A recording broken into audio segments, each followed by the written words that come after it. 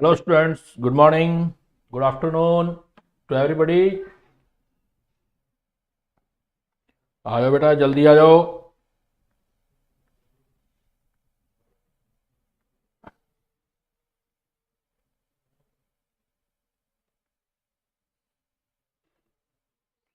Good afternoon Anshika बेटा, good afternoon.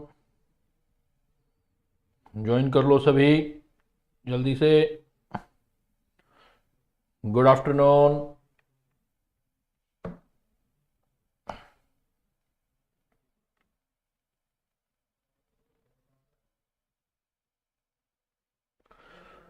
Good afternoon.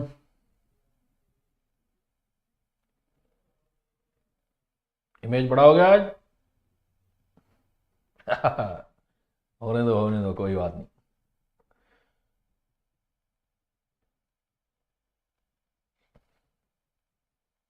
अभी भाई कम कैंडिडेट कैसे नजर आ रहे हैं? अभी कम दिख रहे हैं अभी.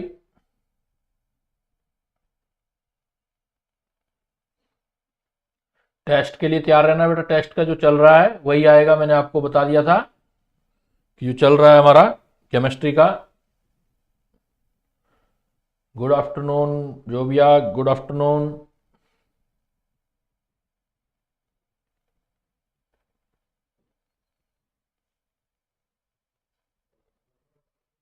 वेरी गुड, तैयार हो, बहुत बढ़िया.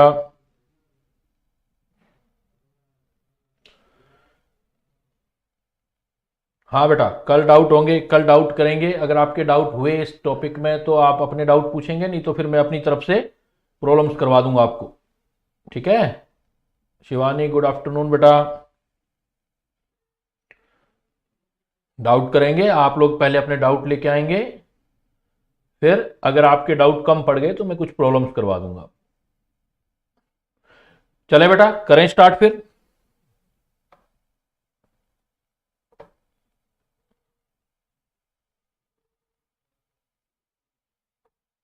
बच्चे तो अभी कम ही जुड़ पाए हैं. जल्दी से जुड़ने सारे.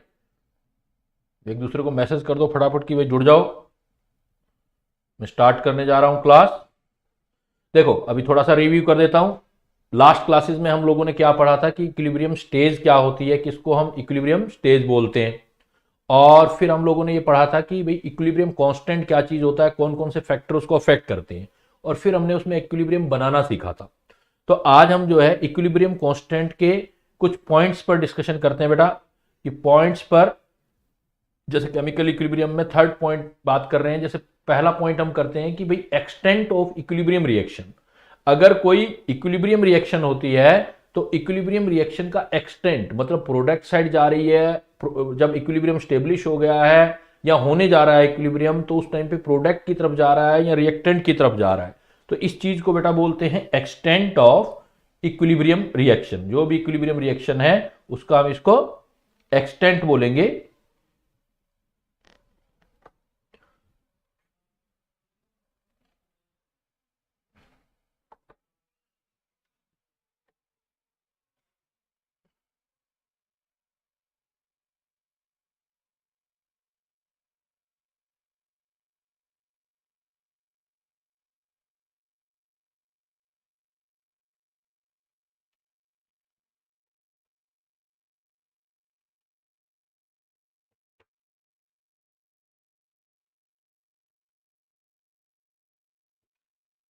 तो इक्विलिब्रियम एक्सटेंड देखते हैं बेटा. इसकी थोड़ी सेटिंग कर लेते हैं. क्या कुछ गड़बड़ हो रहा है?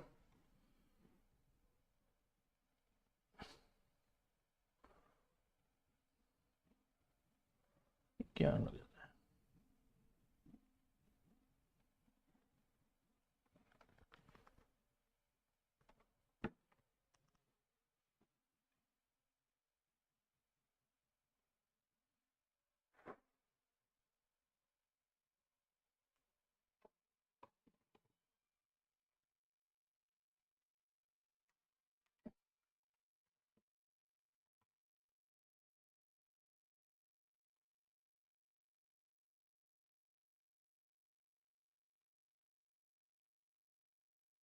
हम्म तो बेटा देखो, extent of equilibrium reaction, extent of equilibrium reaction अगर हमें डिसाइड करना है तो हम ये वैल्यू ऑफ के से डिसाइड करते हैं। ये डिसाइड जो होता है वैल्यू ऑफ के, मतलब इक्विलिब्रियम कांस्टेंट है उसकी वैल्यू से डिसाइड करते हैं। अब इक्विलिब्रियम की वैल्यू क्या हो सकती है? देखो, इक्विलिब्रियम कांस्टेंट का वैल्यू अगर वेरी हाई है,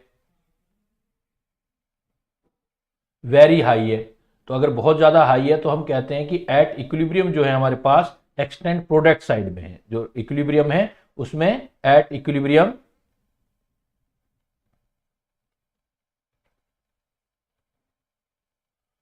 most of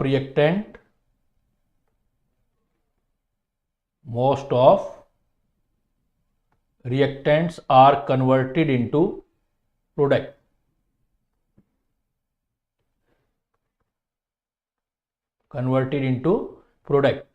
तो बहुत सारे, अगर बहुत हाई है, जैसे सपोज मैं आपको बोल दूं बेटा के की वैल्यू किसी के लिए सपोज, बिकॉज क्या होता है, एक सिंपल रिएक्शन अगर हम देखें कि रिएक्टेंट और प्रोडक्ट के बीच इक्विलिब्रियम में सपोज, तो के का वैल्यू तो प्रोडक्ट का कंसंट्रेशन है, रिएक्टेंट का कंसंट्रेशन है। सपोज मैं कह दूं कि ये वैल्यू है 1000, तो 1000 का वैल्यू मतलब क्या हुआ बेटा, 1000 का मतलब ये हुआ ना 1000/1 हो गया, ये 1000/1 का मतलब हो गया प्रोडक्ट जहां 1000 होंगे वहां रिएक्टेंट सिर्फ 1 होगा, उनका रेशियो इतना रहेगा, तो प्रोडक्ट बाई रिएक्टेंट में प्रोडक्ट बहुत ज्यादा है, तो हम कहते हैं कि ए की वैल्यू से हम डिसाइड कर सकते हैं जब इक्विलिब्रियम स्टेब्लिश होगा तो रिएक्शन कंप्लीशन की तरफ जा रही है, प्रोडक्ट बहुत ज्यादा है। अगर उसका वैल्यू बेटा बहुत कम है, अगर हम देखें कि उसकी वैल्यू जो है वेरी लो, अगर के का वैल्यू लो है तो इसका मतलब at equilibrium reactants are very high, reactants are very high, तो उस टाइम पे हम क्या बोल सकते हैं कि रिएक्टेंट्स जो है वो बहुत ज्यादा है, प्रोडक्ट बहुत कम है। सपोज के का वैल्यू प्रोडक्ट अपॉन रिएक्टेंट है किसी रिएक्शन के लिए, प्रोडक्ट अपॉन रिएक्टेंट है इक्विलिब्रियम टाइम में, और वो 10⁻³ है, तो मैथमेटिकली समझ रहे हो ना बात कि के की वैल्यू कितनी होगी, 1/1000 होगी। अगर प्रोडक्ट 1 होगा तो उस टाइम पे रिएक्टेंट जो होंगे वो 1000 होंगे बेटा। हाँ, अगर आप ये बोल सकते हो कि के का वैल्यू सपोज 1 है किसी रिएक्शन के लिए, इस टाइप की रिएक्शन के लिए, आर और पी वाली रिएक्शन के लिए के का वैल्यू 1 है, तो के का वैल्यू 1 है तो इसका मतलब हम कह सकते हैं कि प्रोडक्ट और रिएक्टेंट का रेशियो जो है आपका सेम है उस टाइम पे। तो जनरली हम के की वैल्यू से क्या पता कर सकते हैं कि के की वैल्यू हाई है, तो हम कह सकते हैं कि most of reactant are converted into product, मतलब प्रोडक्ट बहुत ज्यादा है, रिएक्टेंट कंप्लीटली कंज्यूम हो गया है। लेकिन अगर के की वैल्यू बहुत लो है, इसका मतलब प्रोडक्ट बहुत कम बना है, सारा का सारा रिएक्टेंट पड़ा हुआ है इक्विलिब्रियम पर, सारा का सारा रिएक्टेंट है। और मैथमेटिकली इन दोनों कंडीशन में प्रैक्टिकली तो या तो वेरी हाई होगा या वेरी लो होगा, बट थ्योरेटिकली अगर हम सोचें कि suppose equilibrium constant is the one for any equilibrium reaction, like that reactant is converted into product, see here जो एग्जांपल दिया मैंने, तो इसका मतलब प्रोडक्ट और रिएक्टेंट बराबर है। दैट्स वाई बेटा, जो मैंने स्टार्टिंग में आपको क्वेश्चन बताया था कि जब भी आप ग्राफ बनाते हो तो ग्राफ जो है इक्विलिब्रियम टाइम पे कंसंट्रेशन का ग्राफ देखना चाहते हो तो टाइम के साथ, तो आप तीनों केसेस ऑब्जर्व कर सकते हो। सपोज रिएक्टेंट और प्रोडक्ट, रिएक्टेंट और प्रोडक्ट जब इक्विलिब्रियम आ गया तो रिएक्टेंट ज्यादा है प्रोडक्ट कम है, तो ये कब हो सकता है, जब के लो हो। के की वैल्यू जब लो होती है तो इस टाइप का ग्राफ आ सकता है। अगर कंसंट्रेशन और टाइम के बीच ग्राफ बनाए बेटा, कंसंट्रेशन और टाइम के बीच ग्राफ बनाए और इस तरीके का आ रहा है ग्राफ, तो ये रिएक्टेंट की कंसंट्रेशन और प्रोडक्ट की कंसंट्रेशन इक्वल हो रही है, इक्विलिब्रियम स्टेज तो तीनों ही शो कर रहे हैं ना, तो यहां पर के इज इक्वल टू सपोज 1 आ रहा है। और सपोज एक ग्राफ मैंने ऐसे बना दिया, कंसंट्रेशन और टाइम, एक ग्राफ मैंने ऐसे बना दिया, तो आप देखो, आप प्रोडक्ट की कंसंट्रेशन इक्विलिब्रियम पर बहुत ज्यादा है, रिएक्टेंट का कंसंट्रेशन कम है, तो तीनों ही condition, all three condition are valid for the equilibrium, but depend कर रहा है एक्सटेंट पर कि के की वैल्यू क्या यहां पर आ सकती है। जब के की वैल्यू काफी लो होगी, तो पहले वाला केस आया था मतलब रिएक्टेंट ज्यादा होंगे, अगर हाई हो गई के की वैल्यू तो इसका मतलब प्रोडक्ट जो है वो बहुत ज्यादा है। Is it clear? तो एक्सटेंट ऑफ इक्विलिब्रियम का मतलब ये है के की वैल्यू करके हम डिसाइड कर सकते हैं, के की वैल्यू करके आप डिसाइड कर सकते हो कि आपका इक्विलिब्रियम स्टेज पर प्रोडक्ट ज्यादा है या रिएक्टेंट ज्यादा है बेटा। अब आता है फिर हमारे पास पॉइंट कि अगर हमें ये देखना है कि किसी इक्विलिब्रियम को स्टेब्लिश करना है, सपोज अभी रिएक्टेंट लिया या प्रोडक्ट लिया, इक्विलिब्रियम किसी भी डायरेक्शन में, हाँ हाई मतलब बेटा 1 से बहुत ज्यादा, बिल्कुल बेटा हाई मतलब 1 से, मैथमेटिकल वैल्यू, रेशो क्या है इक्विलिब्रियम टाइम पे प्रोडक्ट और रिएक्टेंट का रेशो क्या है।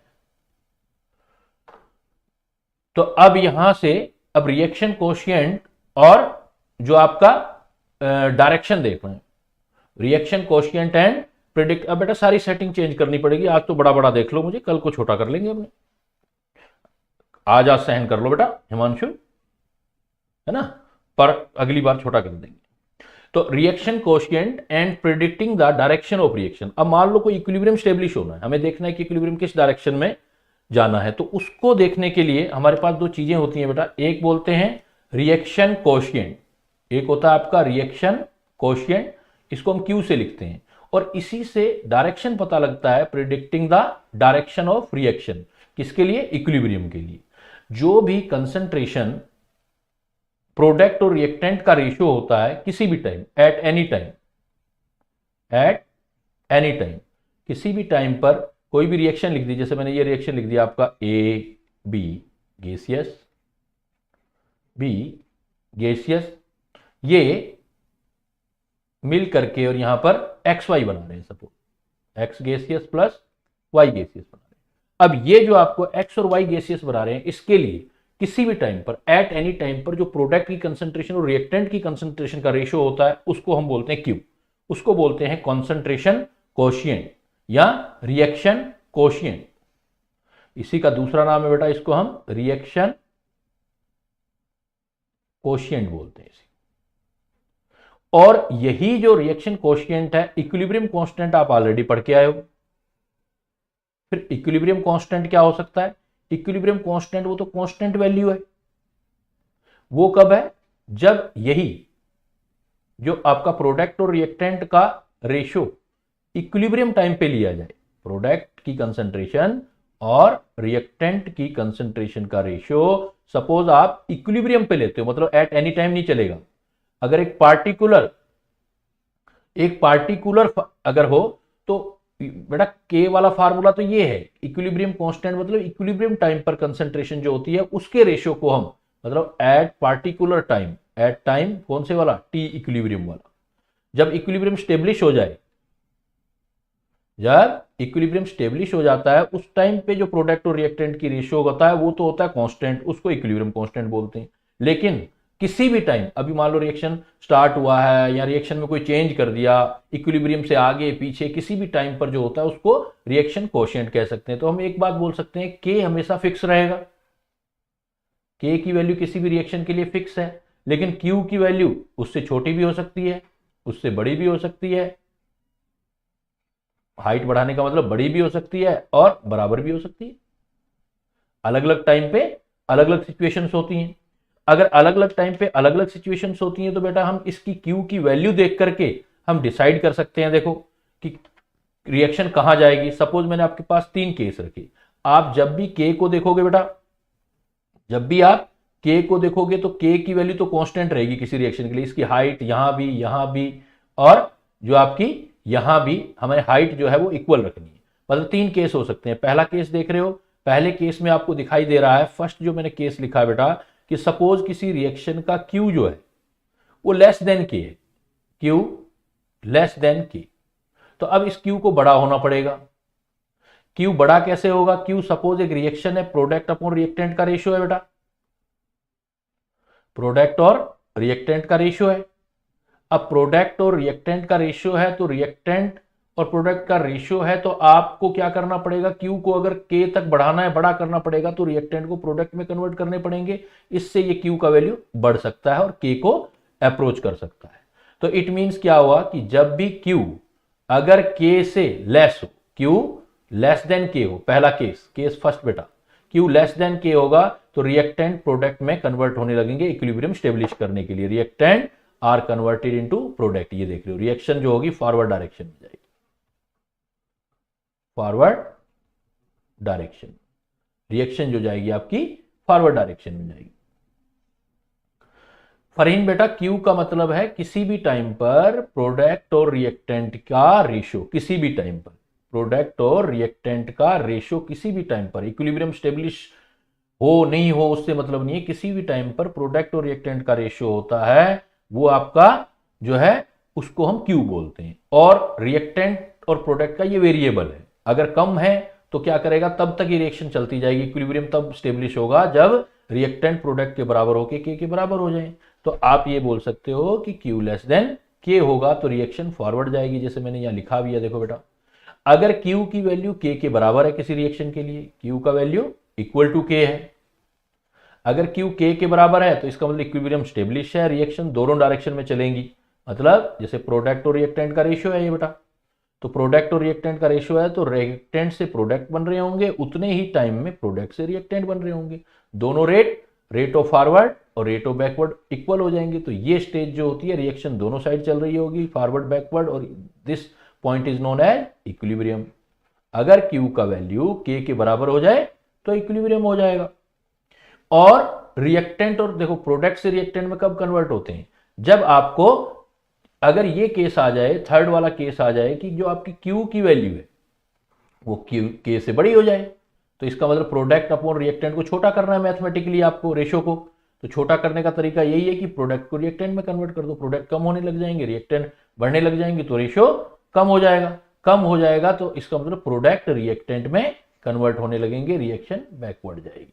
तो वेरी सिंपल, अगर हमारे पास मैथमेटिकल कैलकुलेशन से Q की वैल्यू निकाल दी जाए और K की वैल्यू गिवन हो, आपको Q की वैल्यू निकाल दी जाए, K की वैल्यू गिवन हो, Q लेस देन K होगा तो रिएक्शन फॉरवर्ड डायरेक्शन में चलेगी, और Q ग्रेटर देन K होगा तो रिएक्शन इक्विलिब्रियम को स्टेब्लिश करने के लिए बैक में चलेगी, और Q K के बराबर होगा तो इक्विलिब्रियम स्टेब्लिश है। सपोज इस बात को समझने के लिए अपने ऐसे एग्जांपल लेते हैं। सपोज मैं आपको एक एग्जांपल देता हूं, अब यहां हिंट देता हूं, जहां भी अब इक्विलिब्रियम की डायरेक्शन आप डायरेक्ट भी देख सकते हो, जहां भी आपको जीरो दिखाई दे, रिएक्टेंट की साइड जीरो दिखाई दे, जैसे मैं बोल दूं कि H2 गैस, I2 गैस और इक्विलिब्रियम बनाना है HI के साथ, 2HI गैस, और मैं कह देता हूं इसके 5 मोल ले लो और इसके कुछ भी ले लो, 8 मोल 3 मोल ले लो। अब ये क्या है, ये जीरो है स्टार्टिंग में, सपोज टाइम में जीरो दे रखा है, तो आपको इक्विलिब्रियम का डायरेक्शन देखना है, तब तो बहुत ईजी है, तब तो आप डायरेक्ट देख लोगे, जिस तरफ जीरो है उस तरफ रिएक्शन को स्टार्ट करोगे। अब रिएक्शन बढ़ाने के लिए आप बोलोगे जीरो की साइड जाएगी। अगर आपके पास जैसे H2 गैस है प्लस I2 गैस है, मतलब ये फॉरवर्ड चलेगी, ये आपका फॉरवर्ड हो।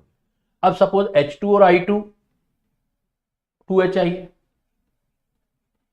अब ये दे दिया आपको, और मैंने क्या कर दिया कि इसके 5 मोल है बेटा हाइड्रोजन के, और I2 में लिया ही नहीं अभी मैंने, HI के मैंने कह दिया कुछ भी 8 मोल दे दिए। अब क्लियर है कि जिस साइड में जीरो होता है उस साइड में आपको इक्विलिब्रियम स्टेब्लिश करना होता है, रिएक्शन आप बोलोगे बैकवर्ड जाएगी इक्विलिब्रियम स्टेब्लिश करने के लिए। लेकिन प्रॉब्लम कब आएगी, जब आपको H2 गैस, I2 और 2HI दे दिया रिएक्शन, है ना, और कंसंट्रेशन दे दी, आपको कंसंट्रेशन दे दी भाई इसके 20 मोल हैं, इसके आपके 30 मोल हैं, इसके आपके सपोज 50 मोल हैं, सबके बता दिए। अब आपको पता करना है कि रिएक्शन इक्विलिब्रियम किस डायरेक्शन में स्टेब्लिश करें, किस तरफ हम भेजें बेटा। तो हमें इसका K का वैल्यू गिवन हो, जैसे इसका K का वैल्यू गिवन होगा कि सपोज इसका K का वैल्यू जो है वो आपका है 50, K का वैल्यू 50। अब मैंने ये जो दिया है इसका मतलब ये इक्विलिब्रियम स्टेब्लिश नहीं है, अभी कंसंट्रेशन ये दे रखी है, तो मैं क्या करूंगा, Q कैलकुलेट करूंगा। Q कैलकुलेट करूंगा तो Q क्या आएगी कि अगर आपका Q निकालोगे तो Q इज इक्वल टू जो कंसंट्रेशन किसी भी टाइम में HI का स्क्वायर, H2 और I2 आ गया। सरफराज अभी डाउट क्लियर कर देते हैं, पहले लेट मी कंप्लीट। HI देखो आया, तो HI का स्क्वायर है तो 50 इंटू 50, और H2 में 20 इंटू 30, सोल्व करो आप, ये 2 0 से कैंसिल, 2 0 से कैंसिल, ये कैंसिल, ये कैंसिल, तो ऊपर कितना आ गया 25/6, 6 से सोल्व करोगे तो कितना चाहेगा, कितने पर चला जाएगा, देखो अप्रोक्सीमेट 6 4 24, 4 पॉइंट समथिंग। अब Q की वैल्यू 4 आ रही है देखो, और K की वैल्यू है 50, तो अब मुझे पता है Q छोटा है, तो Q को बढ़ाने के लिए क्या करना पड़ेगा, रिएक्टेंट जो होंगे, कुछ रिएक्टेंट जो है प्रोडक्ट साइड जाने लगेंगे, तो Q जो आपका आ गया यहां पर Q आ गया less than K, Q less than K है तो रिएक्शन फॉरवर्ड चलेगी। अब मैं तब तक रिएक्शन की कैलकुलेशन बनाऊंगा कि वो फॉरवर्ड चलती जाएगी। जब 4.2 भी आ गया तो इसका मतलब क्यू के से कम है, तो अब आप क्या करोगे, इक्विलिब्रियम स्टेब्लिश करने के लिए इधर से इधर चलोगे। क्लियर? हाँ, डाउट क्या था सरफराज बेटा? डाउट रिपीट करो। डाउट क्या था आपका? कि अगर हमारा जिस डायरेक्शन में भी जीरो होता है वो तो डायरेक्ट देख करके आप इक्विलिब्रियम उसी डायरेक्शन में दोगे, क्योंकि रिएक्शन ने वो चीज बनानी है जो नहीं है। लेकिन अगर जीरो नहीं होता है तो आप क्यू निकाल लोगे, मतलब फार्मूला लगा के वैल्यू निकाल लोगे और के से कंपेयर कर दोगे। अगर क्यू के से छोटा है तो फॉरवर्ड डायरेक्शन में रिएक्शन चलाओगे बेटा, और क्यू के से बड़ा है तो बैकवर्ड में चलाओगे। क्लियर? चले आगे।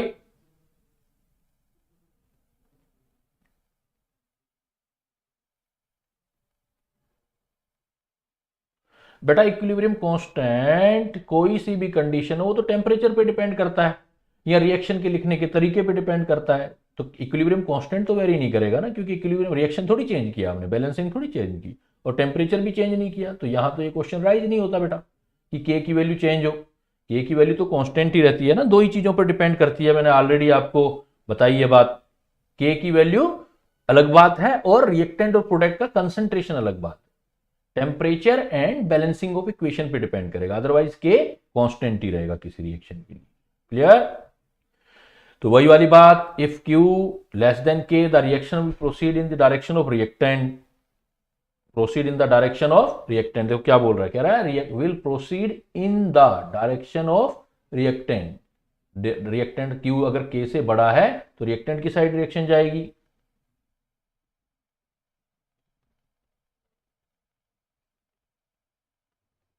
पूरा इसी रिएक्शन के साथ।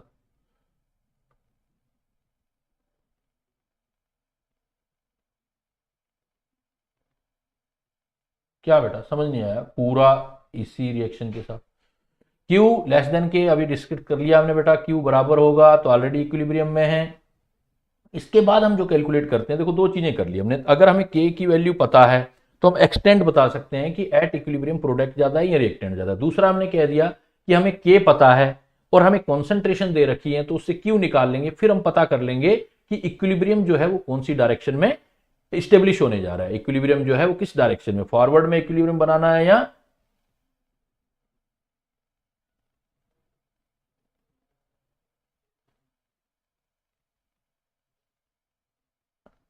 हाँ बेटा कोई भी रिएक्शन हो, चाहे HI वाली हो चाहे कैसी भी रिएक्शन हो, K की वैल्यू सिर्फ उस रिएक्शन की बैलेंसिंग पे और टेम्परेचर पे डिपेंड करता है। बाकी चीजों पे कंसंट्रेशन पे इक्विलिब्रियम कांस्टेंट डिपेंड नहीं करता। इक्विलिब्रियम कांस्टेंट डिपेंड नहीं करता है पार्टिकुलर रिएक्शन के लिए, वो तो ऑलरेडी टॉपिक पढ़ के आ गए ना पिछली क्लासेस में। तो नेक्स्ट आप देखो बेटा कि calculation of composition of equilibrium mixture. अब मान लो इक्विलिब्रियम आपने ये भी सीख लिया कि भाई किस डायरेक्शन में स्टेब्लिश करना है, मान लो रिएक्टेंट साइड करना है या प्रोडक्ट साइड करना है, तो करेंगे कैसे, कैसे करेंगे? तो उसको देखो हम कंपोजिशन कैसे निकालते हैं, कैसे करेंगे, कोई भी एग्जांपल ले लेते हैं। तो इसमें देखो मैंने आपके पास एग्जांपल लिया। इस एग्जांपल में, इस एग्जांपल को देखो, जैसे आपने क्या किया कि H2 लिया, रिएक्शन लिख दी पहले, H2 gas, I2 gas, 2HI। Initially हमने क्या किया, मैं इसको आपको रिपीट करने के लिए देखो यहां लिख देता हूं कि आपने लिया H2 गैस, I2 गैस और HI। थोड़ा सा यहां समझा देता हूं फिर ऊपर देख लेंगे हम। तो सपोज मैंने कहा कि अभी रिएक्शन स्टार्ट हुई है, T = 0, मैंने आपको H2 के A मोल दे दिए और I2 के B मोल दे दिए, और मैंने आपको HI दिया ही नहीं बेटा, 0। तो अब क्लियर कट है ना बेटा, आपको फॉरवर्ड डायरेक्शन में जाना पड़ेगा इक्विलिब्रियम स्टेब्लिश करने के लिए। तो जितना कोफिशिएंट लगा होता है उतने x निकाल दिया करो, जितना कोफिशिएंट है उतने x बना दिया करो। तो t टाइम के बाद क्या होगा, पिछली क्लासेस में कुछ ऐसे क्वेश्चन किए थे, a में से सपोज x माइनस कर दो बेटा, a में से x माइनस, और b में से भी कोफिशिएंट 1 है तो b में से भी x माइनस कर दो बेटा, और 2HI है तो क्या लिख दोगे, 2x लिख दोगे।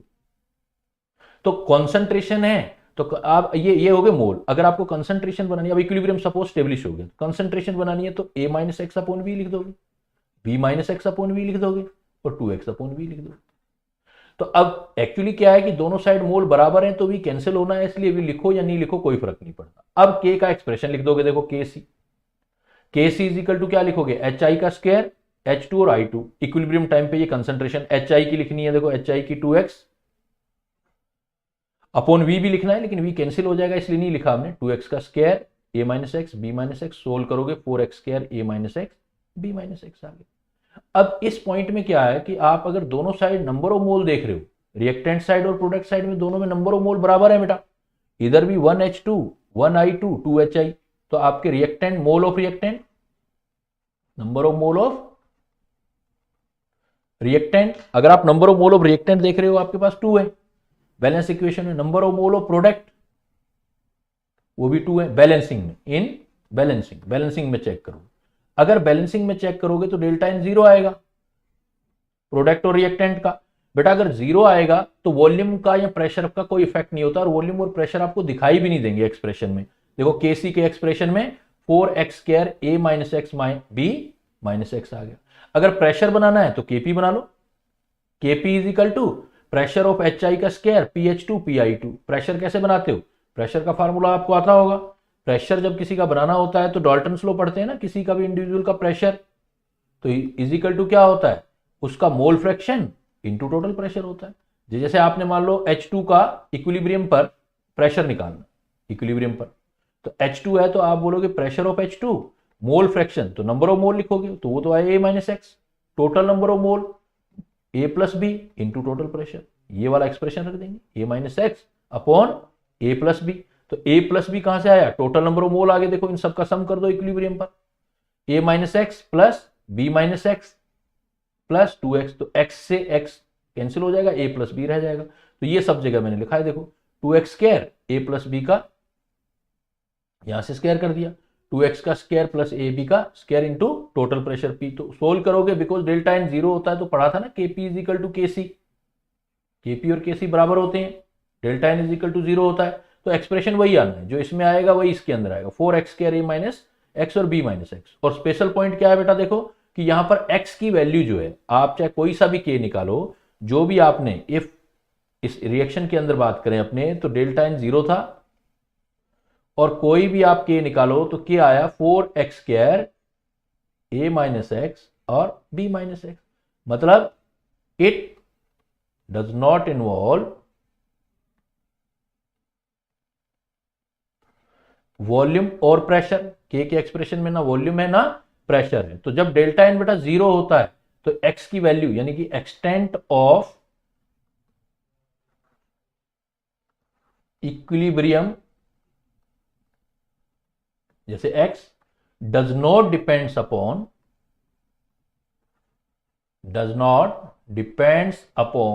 प्रेशर और वॉल्यूम। आप वॉल्यूम बढ़ा दो, आप प्रेशर चेंज कर दो, तो H2 और I2 वाले केस में, H2 और I2 वाले केस के अंदर, H2 और I2 वाले केस के अंदर आपका जब डेल्टा एन 0 है तो x की वैल्यू प्रेशर या वॉल्यूम पर डिपेंड नहीं करेगी। KP बेटा k का एक्सप्रेशन लिखा है मैंने, k का एक्सप्रेशन क्या होगा, जैसे मैंने k का एक्सप्रेशन लिखा तो k का एक्सप्रेशन कैसे आएगा, k का expression is equal to partial pressure of HI का स्क्वायर और partial pressure of H2 and partial pressure of I2। Partial pressure इस फार्मूले से निकालोगे ना, किसी का भी पार्शियल प्रेशर होता है उसका mole fraction into total pressure.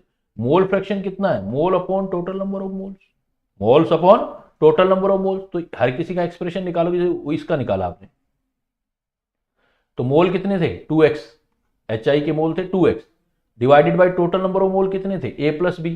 तो एक्सप्रेशन लिखोगे तो ऐसे ही आएगा ना,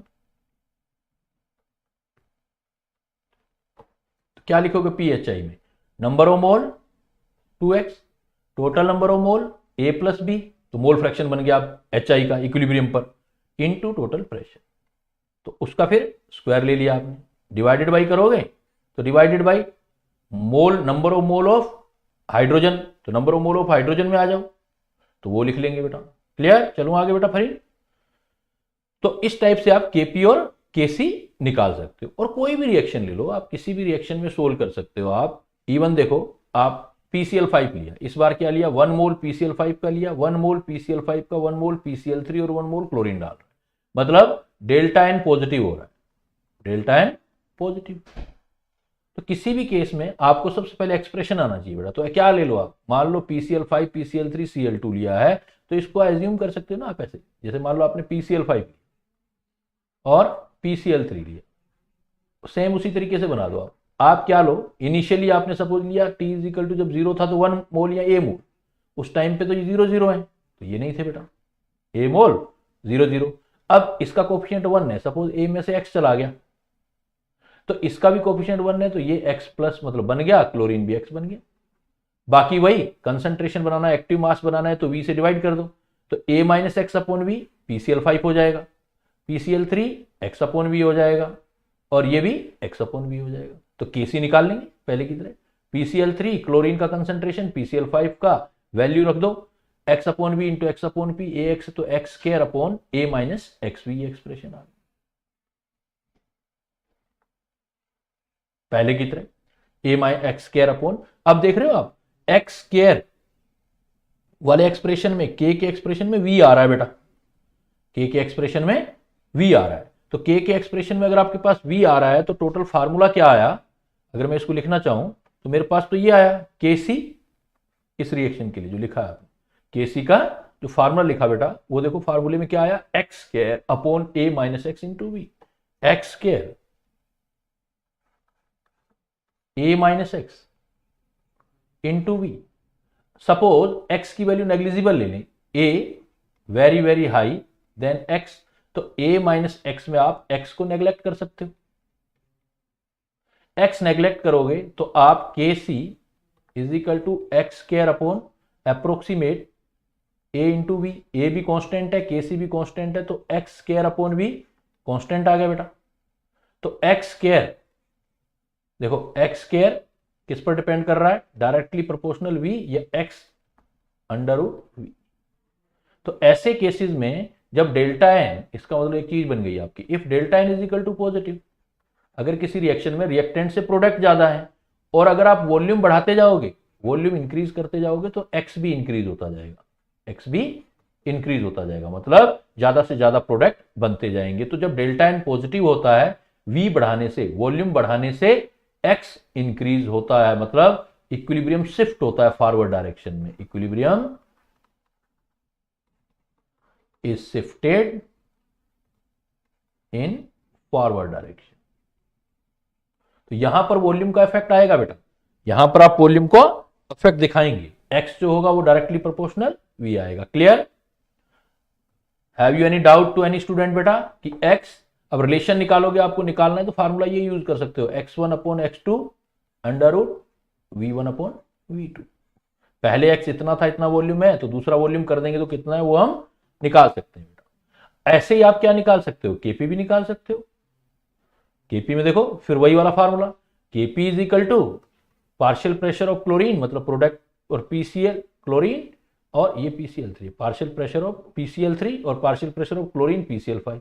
पार्शियल प्रेशर कैसे निकालोगे, नंबर ऑफ मोल्स, जैसे PCl3 के नंबर ऑफ मोल्स कितने आए, x, total number of mole, इन सबको सम कर देना, इन सबको सम करोगे तो कितना आएगा, a minus x plus x plus x, तो एक्स एक्स कैंसिल, तो a प्लस एक्स आ जाएगा, total number of mole a plus आ जाएगा बेटा।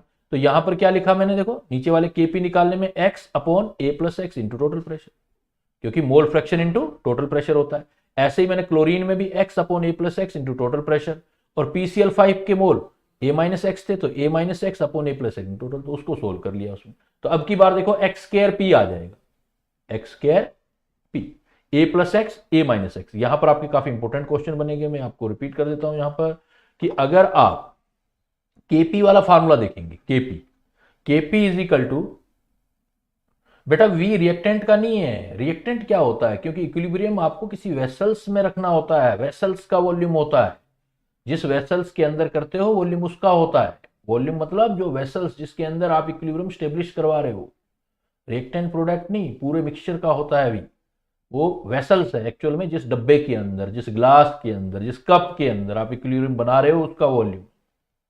तो KP is equal to x square upon p, x square upon p, और नीचे देखो a माइनस एक्स और a plus x, a minus x आ रहा है, तो इसको a प्लस एक्स और a माइनस एक्स आ रहा है, तो a प्लस एक्स और a माइनस एक्स।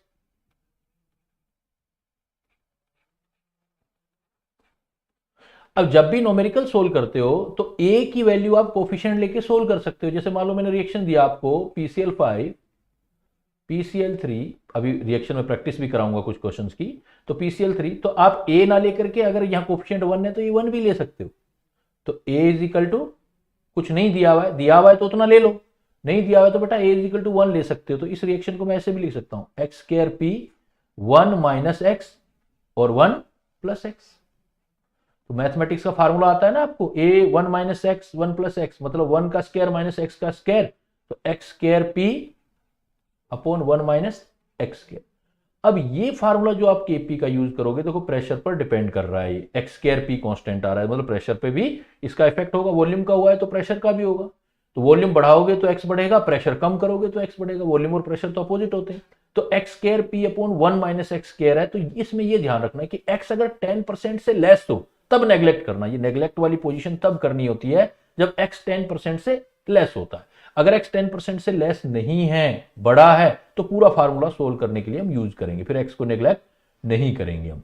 तो एक्स स्क्वायर P अगर आ गया तो फिर आप ये फार्मूला लगाओगे, जैसे नॉट, आप ये लिखोगे x1 का स्क्वायर इंटू P पहले वाला प्रेशर, नीचे भी 1 माइनस x1 का स्क्वायर इज इक्वल टू दूसरा x2 का स्क्वायर P2 1 माइनस x2 का square. x is less than 10% हो तो नेग्लेक्ट कर देना, फिर ये पार्ट हट जाएगा, सिर्फ x square P1 x2 square P2 आ जाएगा। तो x में स्पेशली ध्यान रखना है बेटा, x नेग्लेक्ट ऑलवेज नहीं करना, x नेग्लेक्ट तब करना है, अभी नोमेरिकल देखेंगे हम, नोमेरिकल में बताऊंगा x नेग्लेक्ट तब करना है जब आपका जो है x का वैल्यू 10% से कम। ऐसे ही आप किसी भी रिएक्शन के लिए निकाल सकते हो बेटा, इसमें भी निकाल सकते हो जिसमें delta N negative, N2 3H2 वाला देखो, नाइट्रोजन है, नाइट्रोजन का 1 मोल 3H2 2NH3 है, तो देखो 3 और 1 4 रिएक्टेंट है, लेकिन प्रोडक्ट के 2 मोल ही है, तो डेल्टा एन नेगेटिव है। सारा एक्सप्रेशन वैसे ही, इक्विलिब्रियम मान लो ये A मोल है, ये B है, ये 0 है, तो A में से नाइट्रोजन का 1 मोल है तो 1x निकालोगे, A माइनस एक्स, हाइड्रोजन 3 है तो 3x निकालोगे, अमोनिया का कोफिशिएंट 2 है तो 2x बनाओगे, कोफिशिएंट के अकॉर्डिंग चलना है आपने। फिर वही एक्टिव मासेस वैसे ही हर किसी के, नाइट्रोजन हाइड्रोजन और उसका, फिर Kc और Kp निकालोगे, वो अपने आप प्रैक्टिस से आप कर सकते हो, जो एक्सप्रेशन है वो आप बना सकते हो, एक्सप्रेशन जो है हम इसका बना सकते हैं। यहां भी प्रेशर आ रहा है तो प्रेशर का इफेक्ट आएगा बेटा, अगर प्रेशर आ रहा है तो फिर प्रेशर का इफेक्ट आएगा। ये P का क्यूब यहां नहीं रहना, बिकॉज स्क्वायर ये है और P का स्क्वायर ये है ना, P का स्क्वायर ये है, P का स्क्वायर ये है, तो या तो ऊपर भी दिखा दो, नहीं तो नीचे वाला स्क्वायर कर दो, फिर P स्क्वायर से P स्क्वायर, तो एक P आ जाएगा, एक P आ जाएगा। तो वैसा आप बना सकते हैं। मैं एक एग्जांपल भी आपको दे देता हूँ, सपोज मुझे Kp इसका निकालना हो तो मैं रिपीट कर देता हूँ, जैसे N2 प्लस 3H2 इक्विलिब्रियम ले लिया आपने, सब 2NH3, सपोज Kp निकालना है, तो आप एक काम करो, आप कोफिशिएंट ले लो, जो कोफिशिएंट है उसी को लेके स्टार्ट कर सकते हो, कुछ नहीं दिया हो तो कोफिशिएंट लेना, अदरवाइज जो दिया हो वो लेना। सपोज कुछ नहीं दिया हुआ ना, तो नाइट्रोजन का 1 लगा हुआ ना, 1 ले लो इनिशियली, इसका 1 मोल, और इसमें 3 दिया हुआ है तो इसका 3 मोल, स्टार्टिंग में ये 0। अब क्या हुआ कि टी टाइम के बाद सपोज इक्विलिब्रियम हुआ, तो नाइट्रोजन में से x चला गया, तो इसका कोफिशिएंट 1 है तो 1x हटाओ, यहां कोफिशिएंट 3 है तो 3x हटाओ, तो इतना रह जाएगा, बाकी अमोनिया का 2x बन जाएगा। अब सपोज आपको क्या है, टोटल नंबर ऑफ मोल निकालने, वैसे केसेस में तो इसका ऐड कर दो, 1 minus x plus 3 minus 3x plus 2x, तो देखो आपकी 3x और x 4x माइनस के हैं, 2x प्लस के हैं, और 3 और 1 4 हो गए, तो मैं इसको ले सकता हूँ ना 4 minus 2x total number of mole. अब मुझे सपोज Kp चाहिए, तो Kp is equal to partial pressure of ammonia रखूंगा ना मैं, उसका स्क्वायर, और पार्शियल प्रेशर ऑफ नाइट्रोजन रखेंगे अपने यहाँ, है ना, और पार्शियल प्रेशर ऑफ हाइड्रोजन का क्यूब रख देंगे। तो पार्शियल प्रेशर ऑफ अमोनिया रखेंगे तो पार्शियल प्रेशर क्या होगा, mole fraction into total pressure. Mole fraction कैसे निकालोगे, मोल अपॉन टोटल नंबर ऑफ मोल, कितने हैं 2x, टोटल नंबर ऑफ मोल ये है, तो 2x upon 4 minus 2x into total pressure कुछ एज्यूम कर लिया, का स्क्वायर आ गया। नीचे फिर नाइट्रोजन का केस देखो, नाइट्रोजन के मोल कितने इक्विलिब्रियम पर 1 minus X, total number of मोल तो 4 माइनस 2x होंगे, तो 1 minus x 4 minus 2x into total pressure. Hydrogen देखो, हाइड्रोजन के जो है वो है 3 माइनस 3x मोल है, और total pressure total mole 4 minus 2x है इंटू टोटल प्रेशर क्यूब आ गया। तो 3 और 1 ये रहा पावर 4, प्रेशर के 4 आ रहे हैं, ऊपर 2 हैं तो नीचे 2 रह जाएंगे। तो Kp इज इक्वल टू क्या बन गया, अब कैलकुलेशन जहां तक जा सकती है बेटा करते रहो। ऊपर वाला सोल्व करो, देखो 2x का स्क्वायर मतलब 4x का स्क्वायर, इधर आ जाएगा 4 माइनस 2x का भी स्क्वायर और टोटल प्रेशर का स्क्वायर। इसको नीचे वाले को सोल्व करोगे तो ये तो है ही solve, 1 minus x 4 minus 2x into total pressure, लेकिन इधर वाले को सोल्व करोगे तो 3 का क्यूब है, तो 3 माइनस 3x 4 माइनस 2x। कर लोगे आगे या करके बताऊं? 3 ये है, पावर 1 ये है, तो 2 तो कैंसिल ही हो गया, ये t कैंसिल हो जाएगा, ये 2 रह जाएगा। और 4 माइनस 2x का स्क्वायर है, ये 4 माइनस 2x का क्यूब इधर से और इतना, तो Kp is equal to 4x square ऊपर वाला, नीचे आ जाएगा 1 माइनस एक्स, ऐसा एक्सप्रेशन पूछेगा वो आपसे, 3 माइनस 3x का क्यूब और ऊपर जाके रह जाएगा 4 माइनस 2x का स्क्वायर। अब आपने आगे सोल्व कर लेना है, तो सोल्व करते जाओगे तो होता जाएगा बेटा आगे 4x है, फिर 2 कॉमन ले लेना, आगे 2 का स्क्वायर कॉमन आ जाएगा, 2 माइनस 2x आ जाएगा। तो ऐसे आप सोल्व कर सकते हो इनको। अल्टीमेटली आप ऐसे एक्सप्रेशन बना लेना जो भी आपको बनाने हो। मेन प्रैक्टिस हम करते हैं क्वेश्चंस की बेटा। देखो अगर हमारे पास क्वेश्चंस आते हैं तो यही चीज हम कैसे अप्लाई करते हैं, तो यही चीज आपको अप्लाई करनी है इसमें। तो आप देखो, सपोज मैंने आपको प्रॉब्लम दिया, प्रॉब्लम से और क्लियरिटी आ जाएगा कि suppose in A 500 millilitre capacity. अब देखो वेसल्स दे दिया ना, इसका मतलब एक फरहीन पूछ रहे थे ना आपकी सर वॉल्यूम किसका, रिएक्टेंट का या प्रोडक्ट का? यहाँ रिएक्टेंट प्रोडक्ट नहीं है बेटा, यहाँ वेसल्स है। उस वेसल्स के अंदर हमने इक्विलिब्रियम स्टेब्लिश किया है, तो 500 मिलीलीटर वेसल्स जो है वो लिया हमने, उसमें CO और Cl2 कहता है मिक्स कर दिए और COCl2 बना दिए। At equilibrium it contain, equilibrium पर बता रहा है कि 0.2 मोल ऑफ COCl2 है और 0.1 मोल ऑफ CO है आपका। तो द इक्विलिब्रियम कांस्टेंट, हमें क्या पता करना है, इक्विलिब्रियम कांस्टेंट कितना होगा। तो वेरी सिंपल क्वेश्चन, देखो आपको CO इक्वेशन लिखनी है, CO प्लस Cl2, और इक्विलिब्रियम रिएक्शन में वो कह रहा है COCl2 बना दो, ठीक है। आपको कह रहा है डायरेक्ट इक्विलिब्रियम दे ही दिया बेटा उसने, इक्विलिब्रियम कंडीशन ही दे दी। और इक्विलिब्रियम पर क्या लिख रहा है, कहता है कि COCl2 का 0.2 मोल है और 0.1 मोल ऑफ COCl2, यानी इक्विलिब्रियम पर डायरेक्ट कह रहा है इसका 0.1 मोल, इसका 0.1 मोल और COCl2 का 0.2 मोल। ये इक्विलिब्रियम मोल दे दिए इसने, लेकिन मोल से तो काम नहीं चलेगा ना, हमें तो इक्विलिब्रियम कांस्टेंट Kc चाहिए बेटा। तो Kc चाहिए तो हमें तो कॉन्सेंट्रेशन या एक्टिव मास बनाना पड़ेगा। तो कॉन्सेंट्रेशन एक्टिव मास क्या होता है, number of mole divided by volume, और वॉल्यूम लीटर में लेना पड़ेगा मोलरिटी में। तो 0.1 डिवाइडेड बाई वॉल्यूम, देखो 500 मिलीलीटर का मतलब है हाफ लीटर, 0.5 लीटर, तो मैं 0.5 डिवाइड करूं, ऐसे ही 0.1 बाई 0.5, 0.2 बाई 0.5। अब मेरे पास इक्विलिब्रियम कॉन्सेंट्रेशन आ गया बेटा। इक्विलिब्रियम कॉन्सेंट्रेशन आ गया तो मुझे Kc कैलकुलेट करना है। Kc एक्सप्रेशन लिखूंगा, concentration of COCl2 at equilibrium concentration divided by concentration of CO and concentration of chlorine at equilibrium. जब ये सोल्व करोगे तो वैल्यू पुट कर देना बेटा, 0.2 अपॉन 0.5, इधर 0.1 अपॉन 0.5, 0.1 अपॉन 0.5, तो 1.5 से 1.5 कैंसिल हो जाएगा।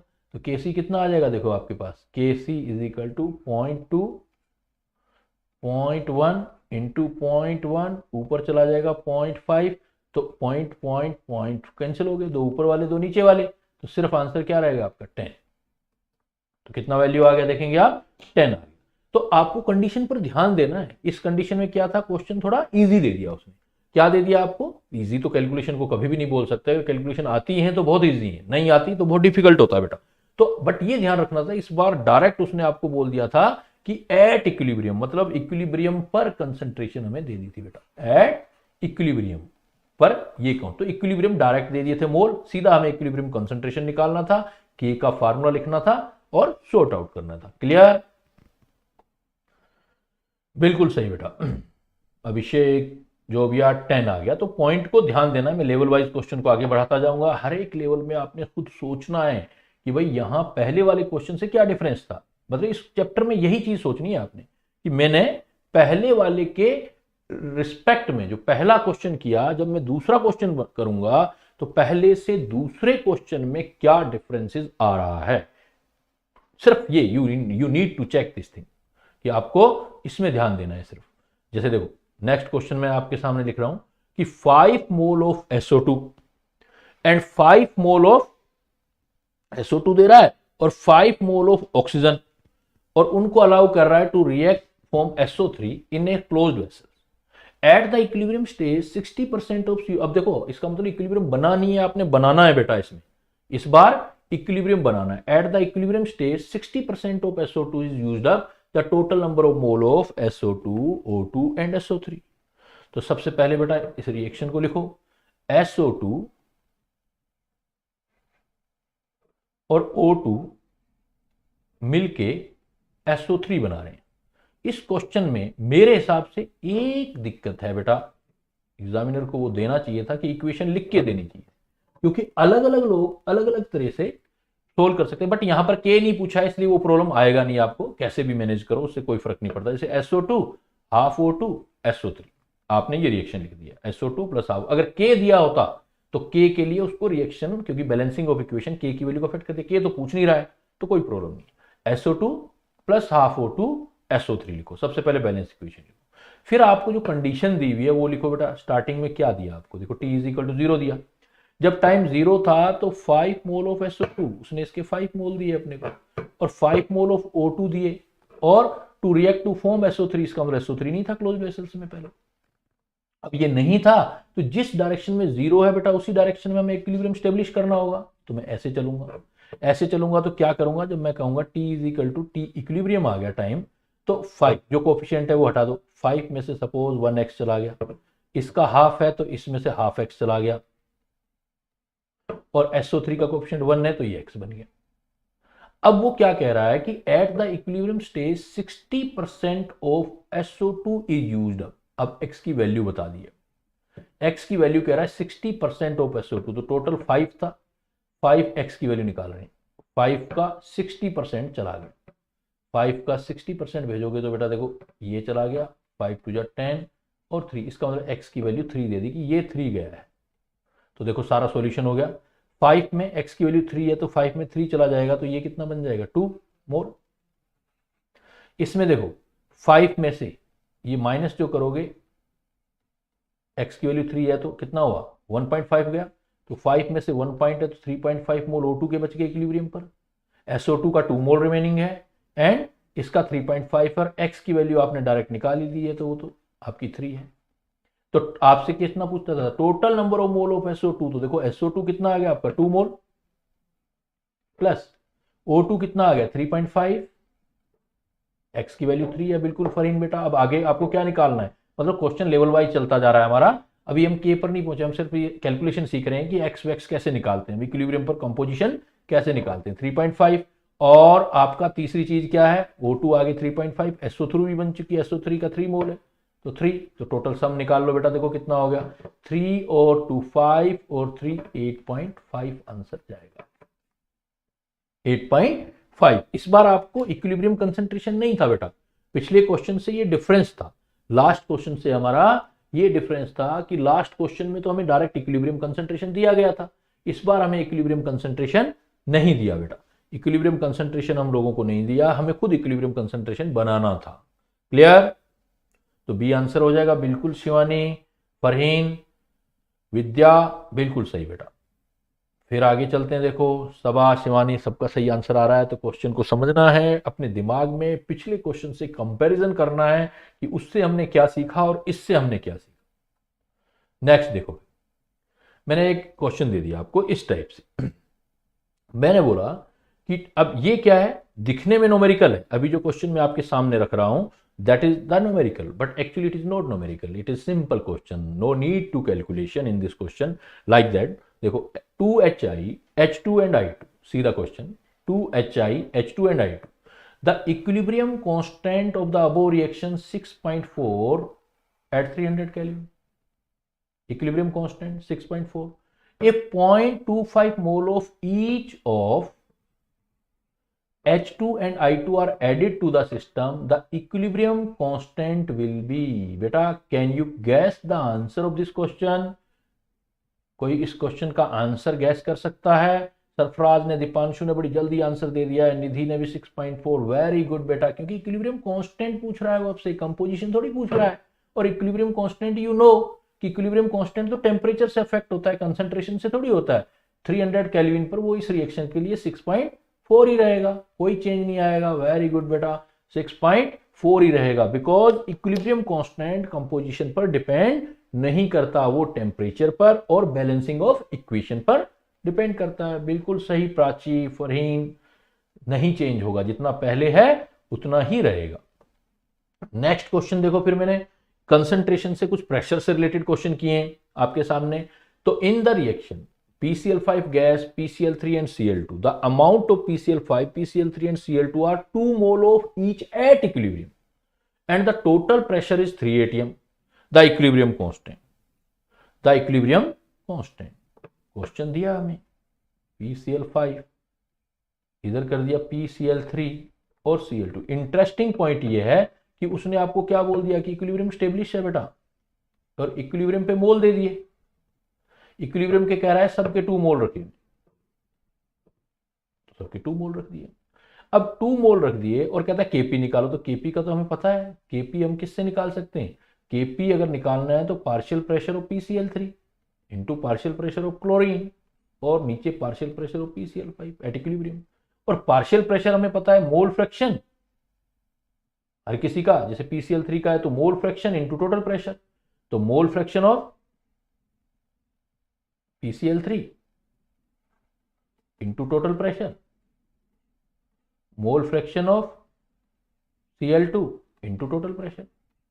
दीपांशु का आंसर भी आ गया है, देखते हैं। और mole fraction of PCl5 into total pressure, तो टोटल प्रेशर गिवन था बेटा 3 atm। मोल फ्रैक्शन क्या होता है? Number of mole upon total number of mole, total number of mole sum कर दो सबका, 2 2 2 6 आ रहा है, तो इजी हो गया ना। अब क्या रख सकते हो आप डायरेक्ट रख सकते हो कि PCl3 का Kp निकालना है आपको, PCl3 का total number of mole, PCl3 के 2 मोल थे, टोटल 6 थे, इंटू टोटल प्रेशर 3 था। दूसरे वाले के भी 2 थे, टोटल 6 इंटू 3 था, और इसके वाले भी यही 2 था बेटा, देखो उसका भी सबका 2 2 कह रहा है वो, तो 2 टोटल नंबर ऑफ 6 प्रेशर 3 आ गया।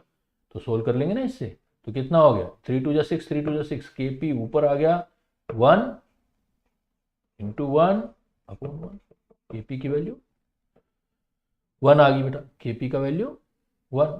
टोटल प्रेशर कुछ गलत कर दिया क्या हमने?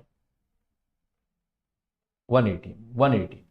तो 2 कैसे आया बेटा? 2 मेरी कैलकुलेशंस में तो नहीं आ रहा है, आप लोग 2 दे रहे हैं कई जने, 1 atm आएगा बेटा, क्योंकि पार्शियल प्रेशर, जैसे PCl3 का पार्शियल प्रेशर निकालना है तो number of mole upon total number of mole, mole fraction होता है, तो नंबर ऑफ मोल PCl3 के 2 है और टोटल नंबर ऑफ मोल 2 2 4 और 2 6 है, तो हर किसी में 2/6 और टोटल प्रेशर हर किसी का 3 है, तो 2/6 इंटू 3, 2/6 इंटू 3 और नीचे 2/6 इंटू 3, तो 3 इंटू 2 6, 3 इंटू 6, तो ये भी सारा 1 आ रहा है, ये भी सारा 1 आ रहा है, ये भी सारा 1 आ रहा है, 1 1 1 इंटू 1 अपॉन 1। पता है गलती क्या हो जाती है बच्चों?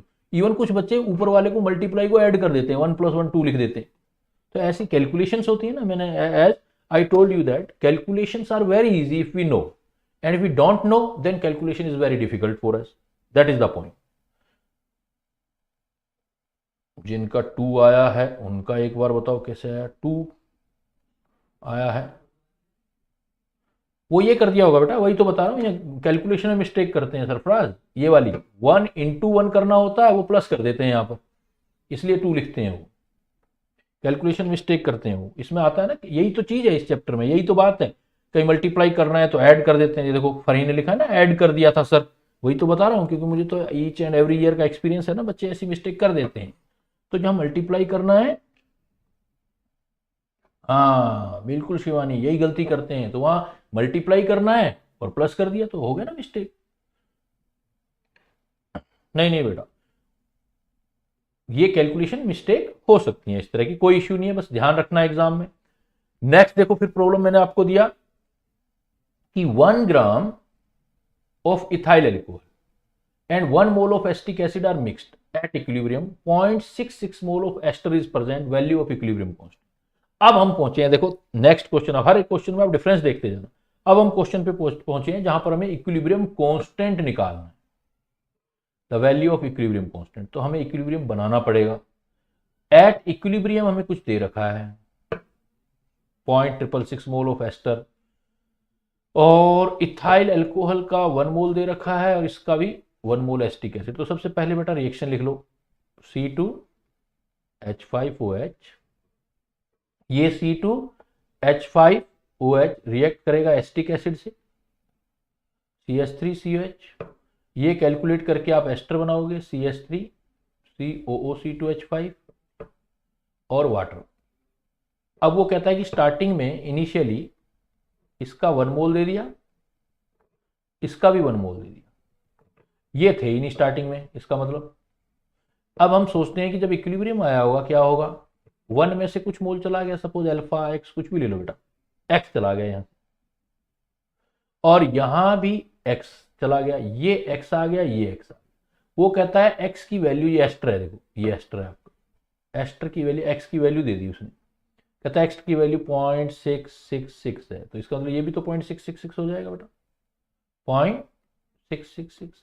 अब 1 माइनस एक्स है तो ये भी तो हो जाएगा 1 माइनस 0.666, ये भी हो जाएगा 1 माइनस 0.66। अब फार्मूला लगा दो केसी का, एक्सप्रेशन बताए थे पहले मैंने, लिक्विड सारे ही हैं, सारे रिएक्टेंट एंड प्रोडक्ट हैं, तो सबको हमें लेना पड़ेगा बेटा। तो केसी, अब इसमें बात सिर्फ ये ध्यान रखनी है कि केसी जो एस्टर की कंसंट्रेशन लेनी है और वाटर की भी कंसंट्रेशन लेनी है, डिवाइडेड बाय एसिड की भी कंसंट्रेशन लेनी है और एल्कोहल का भी कंसंट्रेशन लेनी है। और कंसंट्रेशन जो है इधर तो मोल दिए हैं, तो कंसंट्रेशन जो होता है मोल बाय वॉल्यूम होता है, ये बात जरूर it should be keeped in mind. कई बार जो है स्केप हो जाती है, कई बार सीधे क्वेश्चन आते हैं, कई बार टेढ़े आते हैं, तो हमारी प्रैक्टिस जिस तरह की होती है वैसा ही यूज करते हैं। तो केसी लिखना है, ये मोल दिए हुए हैं एस्टर का 0.666, तो मैं इसको कंसंट्रेशन लिखूंगा 0.666 बाई वी, कंसंट्रेशन लिखूंगा 0.66 बाई वी, और वो कितना आ जाएगा बेटा, देखो 0.33 by v, but number of mole reactant and product के इक्वल है, इसलिए वी कैंसिल हो जाएगा, और ये कितना आ जाएगा, 1 में से 0.6 गया तो मैं 639 है, तो कितना आ रहा है, ये 2 पे चला जाएगा, ये भी 2 पे चला जाएगा, 2 इंटू 2 4, सही है बेटा आपका फरहीन, डी जो आंसर आपका सही है 4 ही आएगा, 3.9 नहीं 4 आ जाएगा, कि सीधा सीधा सा जा रहा है, तो हमारा आंसर हो जाएगा 4। तो इस बार हम कहां पहुंचे, देखो इस क्वेश्चंस में अगर आपने नोट किया हो इस क्वेश्चंस में, तो हम क्या इक्विलिब्रियम कांस्टेंट बनाना सीख गए भाई, इक्विलिब्रियम कांस्टेंट में कंसंट्रेशन यूज करना है, तो हमारा आंसर 4 आ गया। इक्विलिब्रियम, पहले रिएक्शन लिखो, एक्सप्रेशन लिखो, और इक्विलिब्रियम बना करके सेट करना। इक्विलिब्रियम कांस्टेंट यही वाला क्वेश्चन है, इसलिए मैं आपको इससे आगे कर रहा हूं। तो इसने पूछा है equilibrium the amount of ester, equilibrium दे दिया, पिछले वाला क्वेश्चन ही है, के की वैल्यू पुट करके और इसको निकालना है, पिछले वाला क्वेश्चन ही है आपका।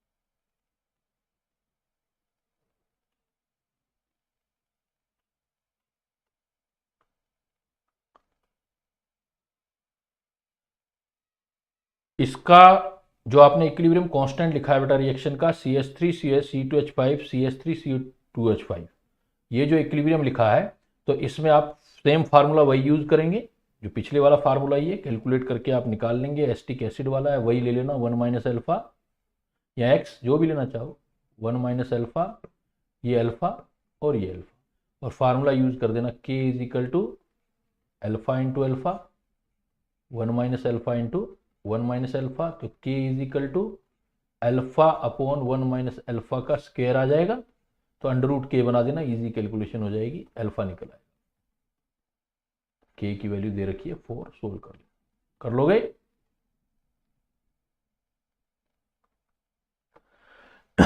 इसके बाद यहां पर एक पॉइंट बता रहा हूं मैं बेटा आपको,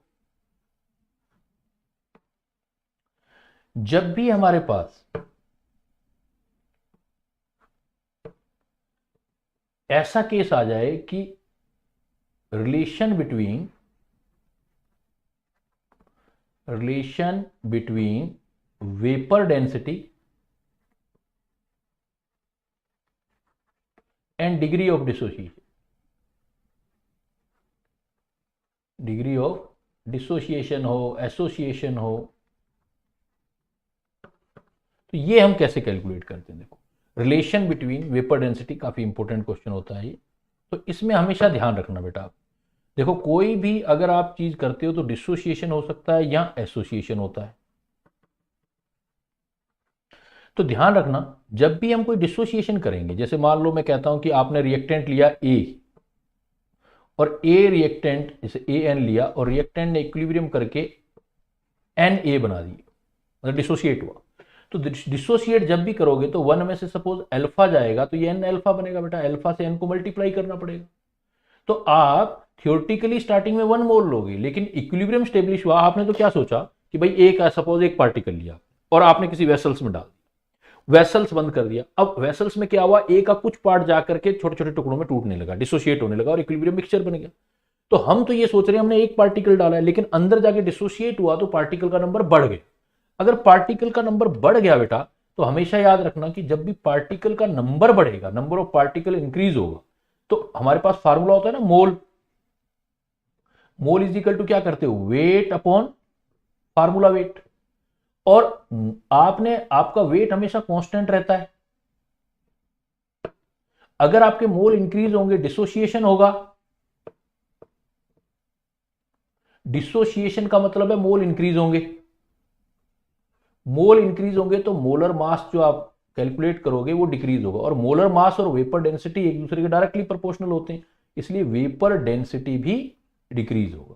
तो जब कभी भी डिसोसिएशन होता है, जहां कहीं भी आप डिसोसिएशन देखोगे बेटा, जहां डिसोसिएशन देखोगे वहां कहोगे मोलर मास जो होंगे वो डाउन होंगे मिक्सचर के, और वेपर डेंसिटी भी डाउन होंगी। अगर आप एसोसिएशन देखते हो, इसका मतलब अगर एसोसिएशन होता है, मान लो एन मोल ए के मिलके और 1 AN बना देते हैं, तो नंबर ऑफ यहां क्या लिखोगे, 1 माइनस अल्फा, 1, जैसे यहां पर कोई आपका जो N A number of mole गए तो 1 माइनस अल्फा, और इधर एन अल्फा, अल्फा गया तो इधर इसका क्या बनेगा, अल्फा बाई एन बन जाएगा। इसमें यहां एन मल्टीप्लाई हो रहा है, यहां एन डिवाइड हो रहा है। तो अगर आपको कभी भी, अगर आप देख रहे हो एसोसिएशन हो रहा है, इधर देखोगे एसोसिएशन, डिसोसिएशन हो रहा है, यहां आपका एसोसिएशन हो रहा है। एसोसिएशन मतलब नंबर ऑफ पार्टिकल आपको लग रहा है कि कम हो रहे हैं, एसोसिएट होंगे तो कम होंगे पार्टिकल। अगर एन कम होंगे तो मोलर मास इंक्रीज होगा, मतलब वेपर डेंसिटी इंक्रीज होगी। डायरेक्ट रिएक्शन देख करके आप बता सकते हो कि अगर इक्विलिब्रियम मिक्सचर बना तो जो उनकी वेपर डेंसिटी या मोलर मास है वो बढ़ेंगे या घटेंगे। जब कभी भी डिसोसिएशन होगा तो मोलर मासेस डिक्रीज होंगे, वेपर डेंसिटी डिक्रीज होंगी। एसोसिएशन होगा तो आपके मोलर मासेस जो है वो आपके molar masses, number of mole decrease हो रहे हैं तो मोलर मासेस इंक्रीज होंगे, vapour density increase. Direct reaction देख के बता सकते हो। जैसे मैं दे दूं आपको PCl5, मैंने बोल दिया आपको PCl5 गैसियस है ना, और मैंने कह दिया कि PCl5 इसमें कन्वर्ट हो रहा है PCl3 प्लस Cl2, तो बताओ आपका वेपर डेंसिटी बढ़ेगा या घटेगा। तो देखो एक पार्टिकल से दो बन रहे हैं, तो इसका मतलब नंबर ऑफ पार्टिकल बढ़ रहे हैं, तो आप बोलोगे वेपर डेंसिटी डाउन होगा, इसमें मोलर मास या वेपर डेंसिटी डाउन होगा। जैसे मान लो मैं आपको एग्जांपल दे देता हूं, कोई ऐसा, जैसे बेंजोइक एसिड का एग्जांपल देते हैं। बेंजोइक एसिड डाइमराइज होते हैं, C6H5CH, और मैं कहता हूं ये इक्विलिब्रियम बना रहा है, और बना रहा है C6H5CH का ट्वाइस। अब तो पार्टिकल तो ये सारा हो गया ना, आपने देखो 1 पार्टिकल लिया था, ये हाफ हो गया, इसका मतलब नंबर ऑफ पार्टिकल कम हो रहे हैं। नंबर ऑफ पार्टिकल कम हो रहे हैं तो इसका मतलब आप बोलोगे वेपर डेंसिटी इंक्रीज होगा। तो सिंपली जहां एसोसिएशन हो वहां वेपर डेंसिटी इंक्रीज होगी, या डिसोसिएशन होगा वहां पर वेपर डेंसिटी आपकी डिक्रीज होगी। बट इवन ये आप कैलकुलेट भी कर सकते हो बेटा, कि अभी तो हमने देखा कि भाई इंक्रीज कैसे हो रही है, डिक्रीज कैसे हो रही है।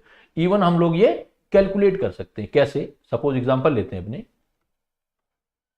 सपोज मैंने यही वाला एग्जांपल लिया। जब भी आपको सोल्व करना हो तो आप ये लिख सकते हो कि सपोज आपने ए लिया गैसियस, और वो सपोज डिसोसिएट होकर के n पार्टिकल में डिसोसिएट होकर के एन बी पार्टिकल बनाना है, एन पार्टिकल में टूट रहा है। आपने इनिशियली लिया टी इज इक्वल टू 0, इसका सपोज 1 मोल, तो ये स्टार्टिंग में 0 था। आपने टी में से सपोज 1 में से अल्फा हटा दी, तो ये 1 अल्फा गया तो एन अल्फा बन गई। तो आपको हमेशा अब ये बात ध्यान रखनी है कि वेपर डेंसिटी दो टाइप की होती है। एक होती है theoretical vapour density, theoretical vapour density, theoretical vapour density को हम कैपिटल डी से लिख देते हैं। थियोरेटिकल वेपर डेंसिटी ये क्या होती है एक्चुअल में? थियोरेटिकल वेपर डेंसिटी रिएक्टेंट का मोलर मास का हाफ होती है, half of molar mass of reactant. जो रिएक्टेंट होगा, विक्टर मेयर मेथड याद होगा आपको, जो molar mass is equal to 2 into vapour density होता है, density is equal to vapour density क्या हो जाएगा? मोलर मास का हाफ हो जाएगा। तो थियोरेटिकल वेपर डेंसिटी हमेशा डी से लिखोगे। और एक्सपेरिमेंटल, एक्सपेरिमेंटल मतलब इक्विलिब्रियम मिक्सचर की experimental vapour density, experimental vapour density, suppose experimental vapour density हम स्मॉल डी से लिख देते हैं। ये क्या होता है? ये half of molar mass of equilibrium mixture का होगा, इक्विलिब्रियम मिक्सचर। और जब मिक्सचर होते हैं तो एवरेज मोलर मास होते हैं, इक्विलिब्रियम मिक्सचर। तो एक्चुअल में ये क्या है? ये एवरेज मोलर मास का हाफ होगा, हाफ ऑफ एम एवरेज। तो अल्टीमेटली हमारे पास दो डेंसिटी है। थियोरेटिकल डेंसिटी मतलब स्टार्टिंग में हमने रिएक्टेंट 1 मोल लिया तो 1 पे डिपेंड करेगा, 1 पार्टिकल पे। एक्सपेरिमेंटल वेपर डेंसिटी क्या होगा? जो डी होगा वो डिपेंड करेगा इसके ऊपर। तो अभी मैंने बोला है कि वेपर डेंसिटी और number of mole, since vapour density number of मोल के इनवर्सली प्रोपोर्शनल है, नंबर ऑफ मोल के। तो अगर मैं यहां लिखूं कि vapour density D by D तो इज इक्वल टू क्या आ जाएगा? थियोरेटिकल नंबर ऑफ मोल्स नीचे, थियोरेटिकल, और नंबर ऑफ मोल एक्सपेरिमेंटल ऊपर। तो आप क्या सोल्व कर सकते हो? जब भी आपके पास कोई भी न्यूमेरिकल आए, d by d is equal to n experimental, ये टोटल आ जाएंगे, इसका सम यहां से लेके यहां तक। एक्सपेरिमेंटली 1 माइनस अल्फा ये होंगे और एन अल्फा ये होंगे, तो ये आएगा आपका 1 minus alpha plus n alpha divided by theoretical. Theoretical तो 1 ही लिया था आपने, तो लिखने की जरूरत नहीं है। लिखना चाहो लिखो, नहीं लिखना मत लिखो। मैं कभी भी एडवाइज नहीं करता स्टूडेंट को, मैं सीधा कहता हूं ऐसे लिखो। तो आपकी डायरेक्ट जो है वेपर डेंसिटी कैलकुलेट हो जाएगी। D upon d is equal to 1 minus alpha plus n alpha. D upon d, d मतलब थियोरेटिकल वेपर डेंसिटी, या मोलर मास भी लिख सकते हो, डी अपॉन डी की जगह मोलर मास भी लिख सकते हो, एक्सपेरिमेंटल या थियोरेटिकल। और थियोरेटिकल का मतलब, जैसे अभी सरफराज ने भी पूछा है कि थियोरेटिकल का मतलब क्या हो सकता है? थियोरेटिकल का मतलब होता है जो आपका दिखता है, और एक्सपेरिमेंटल का मतलब जो आप ऑब्जर्व करते हो, मतलब प्रैक्टिकली जो आता है। ये एबनॉर्मल भी बोलते हैं, एक्सपेरिमेंटल को हम एबनॉर्मल भी बोलते हैं, और इसको हम नॉर्मल बोलते हैं थियोरेटिकल को। थियोरेटिकल जो होना चाहिए, और ये जो एक्सपेरिमेंटल होता है, थियोरेटिकल कैलकुलेटेड होता है, जैसे half of molar mass calculated भी बोल सकते हो इसको। और ये प्रैक्टिकली जो निकलता है, प्रैक्टिकल एक्सपेरिमेंट के साथ निकालते हैं, तो उसको ऑब्जर्व भी बोलते हैं। तो ऑब्जर्व, इन वर्डिंग की भी ध्यान रखनी है। तो एक मैथमेटिकल थियोरेटिकल मीनिंग है बेटा कि ऑब्जर्व आ जाए, एबनॉर्मल आ जाए। ऑब्जर्वेशन कहां होती है? जहां एक्सपेरिमेंट होता है, एक्सपेरिमेंट करते, और एक्सपेरिमेंटल मतलब एक्चुअल होता है, तो एक्सपेरिमेंटल और ऑब्जर्व बोलना है।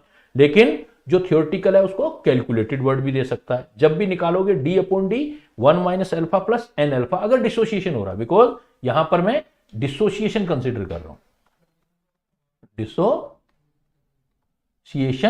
कंसिडर कर रहा हूं। अगर एसोसिएशन करना है तो कोई प्रॉब्लम नहीं है बेटा, एन को मल्टीप्लाई मत करना, एन को डिवाइड कर देना, 1 minus alpha plus alpha by n कर देना। सेम आपका फार्मूला एसोसिएशन के लिए लग जाएगा। तो अगर आपके पास प्रॉब्लम आ जाए एसोसिएशन के लिए, फॉर एसोसिएशन, और एसोसिएशन कुछ मत सोचना, डी अपॉन डी लिखना, ऊपर वाली थियोरेटिकल वेपर डेंसिटी, नीचे वाली experimental, 1 minus alpha plus n, multiply ना करके डिवाइड कर देना, अल्फा डिवाइड कर देना। और डिसोसिएशन आ जाए तो भी मैंने बताया ही आपको, फॉर डिसोसिएशन आ जाए तो पार्टिकल बढ़ाने हैं, तो d by d is equal to 1 minus alpha plus n alpha करना। बढ़ाना हो तो एन मल्टीप्लाई करना है बेटा, और घटाना हो तो अल्फा बाई एन करना है। यहां पर अल्फा तो होगा जो भी एक्सटेंट है, डिग्री ऑफ डिसोसिएशन या डिग्री ऑफ एसोसिएशन, किसी भी केस में अल्फा का मतलब है हमारा डिग्री ऑफ डिसोसिएशन।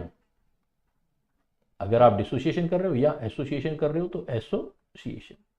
और एन का मतलब है कितने पार्टिकल डिसोसिएट या एसोसिएट हो रहे हैं, n number of particle associated और dissociated. Number of particle associated और डिसोसिएटेड। प्रॉब्लम कैसे आएगा बेटा, देखो आपके पास ऐसे आएगा, vapour density of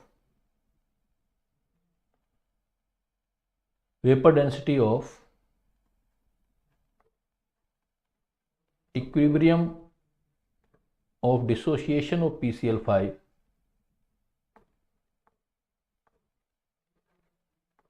is 100.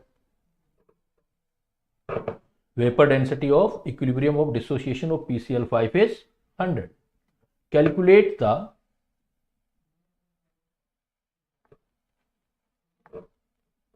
degree of dissociation of PCl5. Vapor density of equilibrium of dissociation of PCl5 is 100. Calculate degree of dissociation. तो सबसे पहले हम रिएक्शन लिखते हैं बेटा। सॉल्यूशन कैसे करोगे आप, सबसे पहले रिएक्शन लिखो। First of all write down the reaction PCl5। अगर आप PCl5 लिखोगे तो PCl5 गैसियस है, इक्विलिब्रियम बनाओ, ये PCl3 है गैसियस और ये Cl2। तो इससे हमें क्या पता लग रहा है कि 1 PCl5 अगर डिसोसिएट होगा तो 1 PCl3 और Cl2 देगा, तो ये n पता लग जाएगा। नंबर ऑफ पार्टिकल यहां डिसोसिएटेड हो रहे हैं, नंबर ऑफ पार्टिकल डिसोसिएटेड मतलब एक पार्टिकल कितने पार्टिकल आपको देगा। तो हेयर क्लियर कि n की वैल्यू आपकी 2 आ गई, n क्लियर होगा। अब आपको वेपर डेंसिटी निकालना है तो फार्मूला है आपका d/d। और दूसरी बात है ये डिसोसिएशन हो रहा है, n = 2 और हो क्या रहा है ये भी क्लियर कर लेंगे हम। डिसोसिएशन हो रहा है बेटा PCl5, PCl3 और Cl2। और क्लियर कट है कि डिसोसिएशन हो रहा है, नंबर ऑफ मोल बढ़ेंगे। नंबर ऑफ मोल बढ़ेंगे तो मोलर मास जो आना चाहिए, जो एक्चुअल मोलर मास का मोलर मास कम होना चाहिए। नंबर ऑफ मोल बढ़ते हैं तो वेपर डेंसिटी जो है एक्सपेरिमेंटल वेपर डेंसिटी कम आनी चाहिए, किससे, थियोरेटिकल वेपर डेंसिटी से बेटा। तो डिसोसिएशन हो गया क्लियर, क्लियर है बेटा डिसोसिएशन है। n की वैल्यू क्लियर होगी 2 है, फार्मूला लगा देते हैं d/d is equal to 1 minus alpha plus n alpha, 1 minus alpha upon n alpha. अब पॉइंट हमारे पास क्या है कि हमें जो गिवन होता है वो हमेशा एक्सपेरिमेंटल वैल्यू दे रखी होती है, क्योंकि थियोरेटिकल तो कैलकुलेट करते हो आप।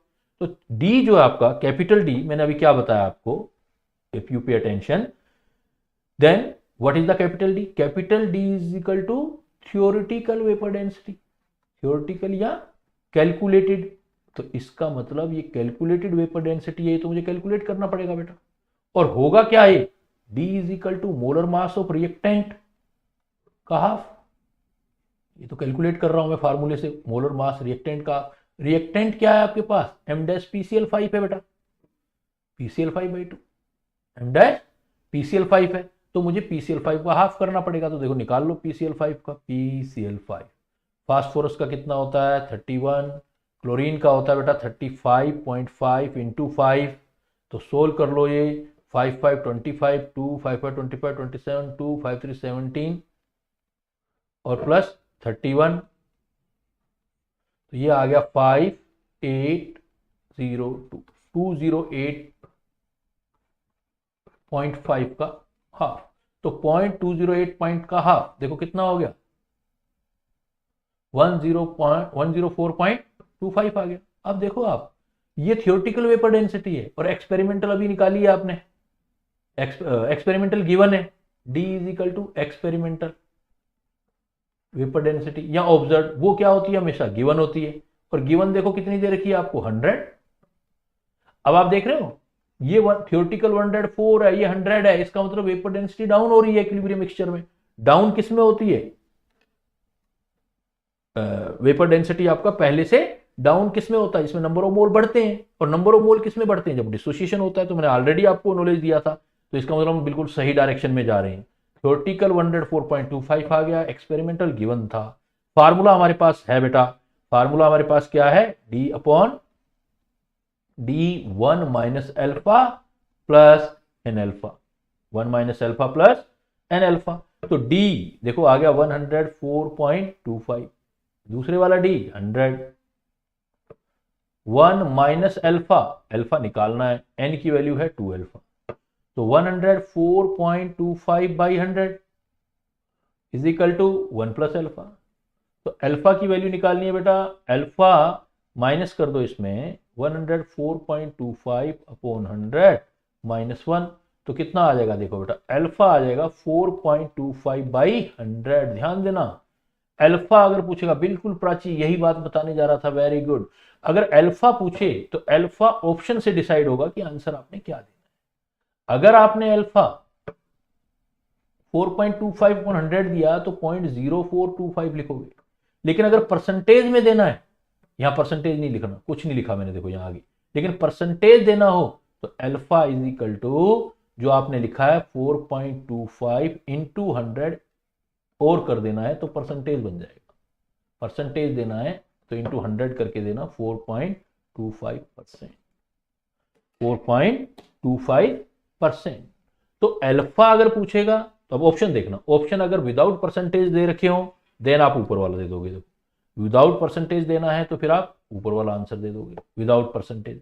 अगर आपको परसेंटेज वाला आंसर देना है तो फिर आपको 100 से मल्टीप्लाई और कर देना, जो आंसर आए उससे मल्टीप्लाई और कर देना बेटा, 4.25%। अल्फा परसेंट में देना है या आपने विदाउट परसेंट देना है, it all depends upon the framing of question. आपको क्वेश्चंस कैसे दिया गया है वैसे आपने इसको कैलकुलेट करना है बेटा। क्लियर? किसी को कोई प्रॉब्लम बेटा? क्लियर है?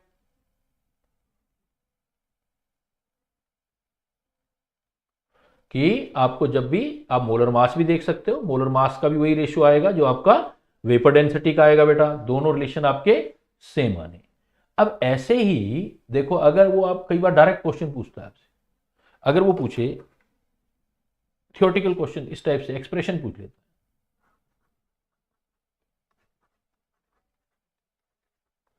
Provide the relation between alpha and vapor density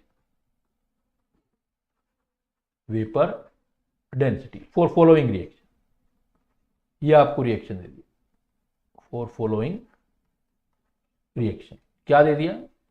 N2O4 gases equilibrium 2NO2 gases, N2O4 gases equilibrium 2NO2 gases. अब मान लो ये दे दिया तो करना क्या? वापस डिसोसिएशन है ना, देखो बेटा n की वैल्यू आ रही है, देखो 2, इसका 1 पार्टिकल 2 दे रहा है, ये पार्टिकल कौन से दे रहा है ये डिपेंड नहीं करता, हमें ये पता है कि n की वैल्यू 2 दे रहा है ना। n की वैल्यू 2 दे रहा है तो हमारे पास सीधा सा फार्मूला है कि डिसोसिएशन हो रहा है। सेकेंड थिंग क्या हो रहा है? डिसोसिएशन। तो डिसोसिएशन हो रहा है तो theoretical vapour density divided by experimental vapour density is equal to क्या लिखोगे बेटा? 1 minus alpha plus n alpha, 1 minus alpha plus n alpha. तो D upon D 1 minus alpha, alpha की वैल्यू नहीं पता लेकिन एन की तो पता है ना, 2 एल्फा। तो क्या आ गया बेटा? D upon D 1 plus alpha. Alpha की वैल्यू निकालो, एल्फा की वैल्यू निकालो, तो अल्फा की वैल्यू निकालोगे तो ये कितना आ जाएगा? 1 alpha is equal to D upon D minus 1, और अल्फा इज इक्वल टू ये आ गया, alpha is equal to D minus D upon D आ गया। इसी की बजाय अगर ये रिएक्शन ना दे करके मैं ये रिएक्शन दे देता बेटा, मैं कहता A an equilibrium N A, इसके लिए रिलेशन निकालना है। क्वेश्चन की थीम कैसे भी हो सकती है ना, ए एन इक्विलिब्रियम, फिर डिसोसिएशन है, देखो अब की बार मुझे एन की वैल्यू क्लियर नहीं है तो एन ही ले लेता हूं, तो क्या यूज करूंगा? D upon D 1 minus alpha plus n alpha. D upon D 1 minus alpha plus n alpha. अब आपको देखो एन की टर्म में सोल्व करना है बेटा।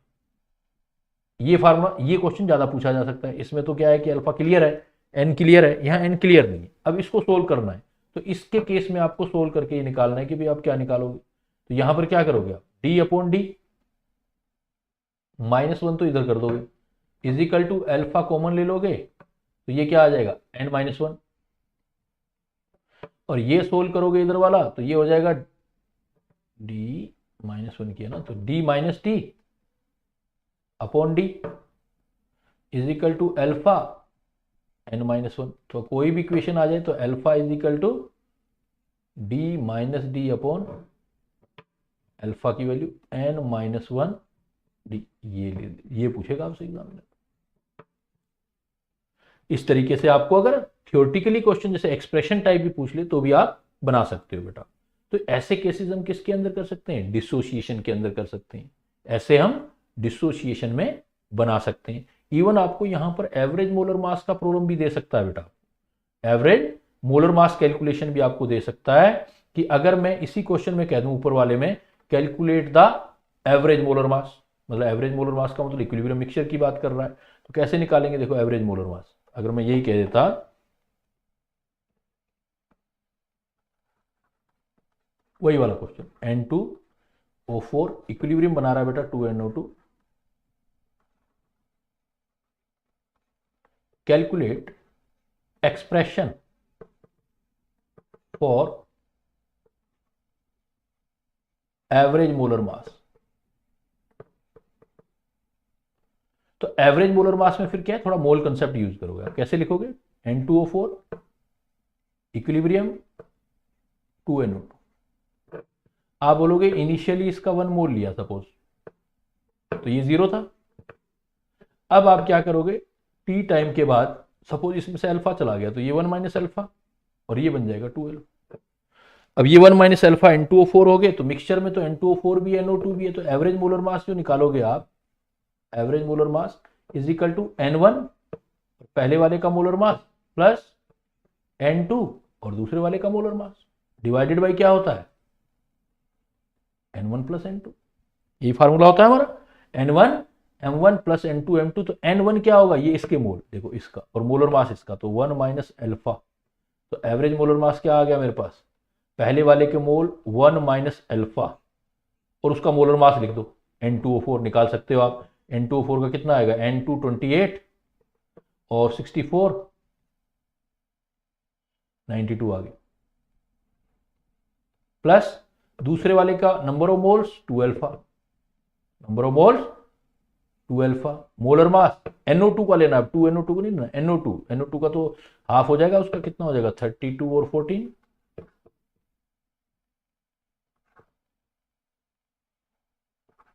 46 divided by total number of moles 1 minus alpha plus 2 alpha, मतलब 1 प्लस अल्फा हो जाएगा।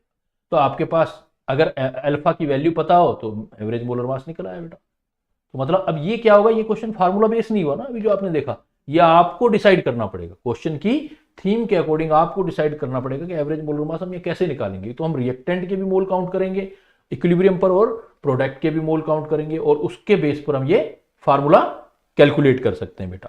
और एट लास्ट आपसे इस टॉपिक में क्या पूछा जा सकता है डिग्री ऑफ डिसोसिएशन में, कि अगर हमारे पास केस एसोसिएशन का आ जाए, एसोसिएशन का केस आ जाए, then what we do, then what do we do, association का केस आ जाए। तो अभी मैंने बताया फार्मूला तो सिंपल है, d upon D 1 minus alpha plus alpha divided by n. N का मतलब यहां पर एसोसिएशन देखना है, कितने पार्टिकल एसोसिएट हो रहे हैं बेटा, कितना पार्टिकल एसोसिएट हो रहा है, देन हम कैलकुलेट कर सकते हैं। जैसे आपका काफी बेस्ट एग्जांपल है, अगर आपको पता हो कि अगर हम बेंजीन के अंदर किसी कार्बोक्सिलिक एसिड को रख देते हैं तो कार्बोक्सिलिक एसिड डाइमराइज होते हैं। As example carboxylic acids are dimerise in benzene solvent. Important है बात कि पानी में रखते हो किसी कार्बोक्सिलिक एसिड को, यही तो सोचने वाली बातें हैं, यही तो बेटा कंपटीशन के पॉइंट हैं जो आपको देखने हैं, सोचने। इसी कार्बोक्सिलिक एसिड को अगर आप वाटर में रखते तो डिसोशिएट होता बेटा, तब डिसोसिएशन होता। लेकिन उन्हीं कार्बोक्सिलिक एसिड को आप बेंजीन सॉल्वेंट में रखते हो तो डाइमराइज होते हैं, इनकी प्रॉपर्टी होती है। तो इसका मतलब जैसे आप बेंजोइक एसिड रख रहे हो आप, तो बेंजोइक एसिड है, सपोज बेंजोइक एसिड C6H5COOH, तो बेंजोइक एसिड का इक्विलिब्रियम बनाओगे तो ये तो डाइमराइज होगा, C6H5COOH का ट्वाइस बनाएगा। तो मोलर मास जो थ्योरेटिकली है और ऑब्जर्व्ड है वो तो अलग अलग आ जाएंगे बेटा। तो आप इसमें ऐसे केसेस में निकालना है कितना पार्ट आपका डिसोशिएट हो रहा है या एसोसिएटेड हो रहा है, यहाँ एसोसिएशन हो रहा है, इसलिए एसोसिएशन में भी आप अल्फा निकाल सकते हो। ऊपर वाले अल्फा से हम कैलकुलेट कर सकते हैं। कैसे कैलकुलेट है तो तरीका वही बेटा, अगर नोमेरिकल आ जाए तो तरीका वही, जैसे उसमें सोल्व किया था आपने उसी टाइप से आप यहां भी सोल्व कर सकते हो। यहां पर आप कैसे सोल्व करेंगे, देखो आप, अगर हम यहां से पीछे चले जाएं, यहां से हम पीछे चले जाएं, यहां वाले में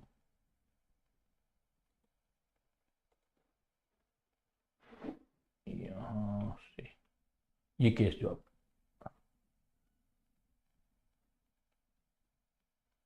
तो जो हमने पीछे वाले केस में सोल्व किया था,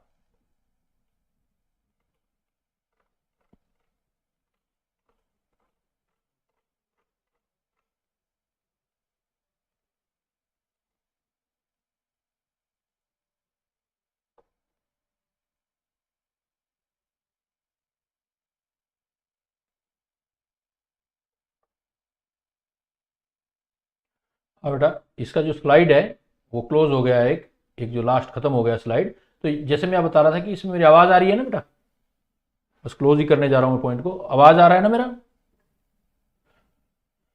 वॉइस आ रहा है ना। तो जो हम पीछे हम डिसोसिएशन निकाल रहे थे उसी तरह हमने एसोसिएशन निकालना है, और उस एसोसिएशन के अंदर हम लोगों ने क्या करना है कि यहां पर D/D 1 minus alpha plus alpha by n किया है। एल्फा बाई चीज है, बस एन की जगह, अब जैसे डाइमराइज हुआ एन की जगह, जैसे डाइमराइज हुआ है तो बेटा एन की जगह 2 कर देना है आपने। अगर कहीं पे ट्राइमराइज लिखा होता तो हम एन की जगह 3 कर देते। तो जैसे बेंजोइक एसिड वाला या कोई भी कार्बोक्सिलिक एसिड वाला केस आता है तो एन की वैल्यू आपने, डाइमराइज हो रहा है तो 2 लिखनी है। क्लियर, डाइमराइज हो रहा है तो 2। अगर कोई क्वेश्चन थ्योरेटिकली बना देगा वो और वो कहेगा ट्राइमराइज, टेट्रामराइज, तो जितना कहे वो एन का वैल्यू यहां पर डिवाइड कर देना है। D/D is equal to 1 minus alpha plus alpha by n कर देना है। तो ये आपका इस तरीके से एसोसिएशन या डिसोसिएशन में आप डिग्री ऑफ एसोसिएशन या डिसोसिएशन में मोलर मास या वेपर डेंसिटी के साथ रिलेशन निकाल सकते हैं। तो बेटा that's all about for today class. See you very soon for next part of this topic, जो अभी आगे का है ली शैटेलियर प्रिंसिपल, वो भी काफी इंपॉर्टेंट पार्ट है, तो हम नेक्स्ट क्लास में करते हैं। क्लियर बेटा, ओके, बाय बाय।